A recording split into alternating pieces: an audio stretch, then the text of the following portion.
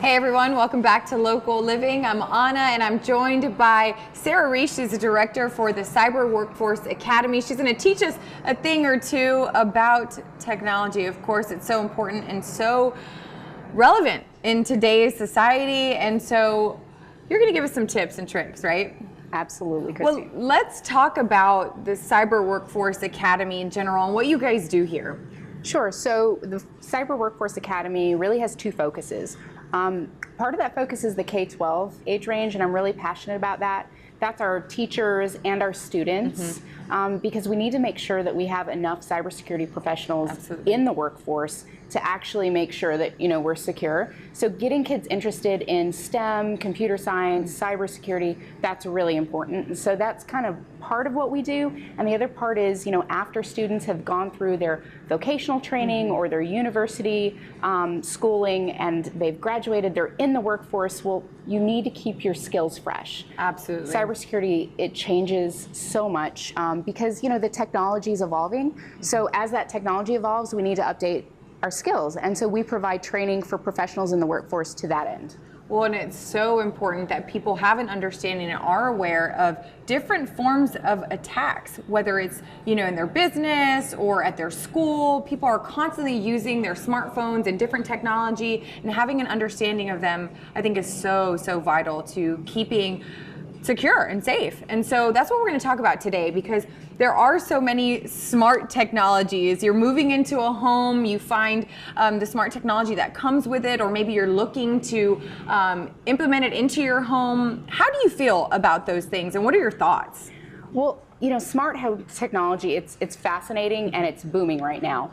But I always tell people I'm really big about research and education. You have to be able to educate yourself and know what you're putting in your home or what's there, because not all of those devices were really built with your privacy or your security in mind. They were built to serve a purpose and they function in that way, but they don't always really look to secure you. So I always tell people you should research those devices, and some things to think about are, is it a trustworthy manufacturer? Is it a large manufacturer? Does the device itself talk about the security and privacy? Right. Is that something that the device says, hey, we use encryption, or we protect, we don't give your data away? Those are things that you really have to look for when you're choosing those products and deciding if that's right for you. Right, and so many of these products, they are great products, and I'll give you one for example, so I'll call them out. Alexa. I didn't realize this. I was watching the news and they actually record everything that you're saying.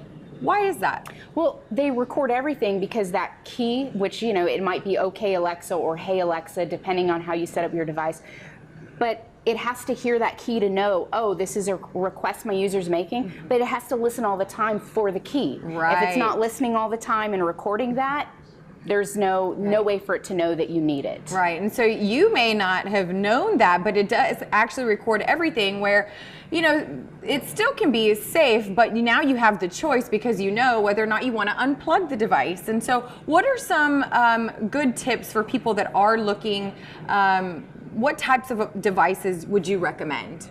So, unfortunately, there's not a lot of resources out there for people to use, but I'll give you one, for example. The Mozilla Foundation, if you're familiar with the Firefox browser, Mozilla has a nonprofit foundation, and they actually have a website called Privacy Not Included, which is a cute name, but it has all sorts of different smart devices, from toys that your kids might play with to security cameras for your home, like, Nest thermostats, all of that. So it's categorized, and they rate those devices based on 5 minimum security standards. So they've already done the work and said, okay, is there encryption? Does it require a password to access it? And they also throw in the ability for users to rate it on, I'm not making this up, creepy or not creepy. So you can really say, what this device does and my experience with it, it's creepy. I'm not comfortable with it. So you can see not only what Mozilla has looked at, but also what users feel like about the device. And that's such a good resource to have. And we thank you for taking the time to educate us on this. And I know there's so much more that we can talk about, so hopefully we can have you back on, Sarah. Thank you so much. Absolutely. Thank you.